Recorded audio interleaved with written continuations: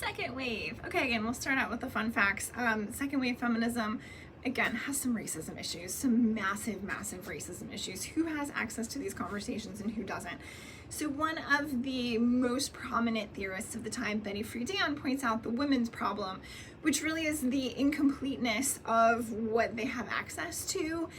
And if we think about it, and if you really look at so in here it says Friedan identified this and argued that many women working at home exclusively was not fulfilling. Okay, well then she's only talking about the segment of the population of women who are working from home. What about all of the other women who were working and still had to find access to childcare or had to take their kids with them? Or, I mean, there's so many variations of this. We're kicked out of the workforce for getting pregnant. We saw this constantly with actresses, especially. I mean, just being public ones. Happened all over the place, not specific to actresses. So what second wave feminism is looking for, and on 206 they go through variations of it because there were variations of second wave feminism. Equal pay for equal work. How are women who now have the right to vote and so are closer to being equal as citizens also gain equal pay for equal work in all of these other various spheres? And where does that argument open up new places for women to become members of?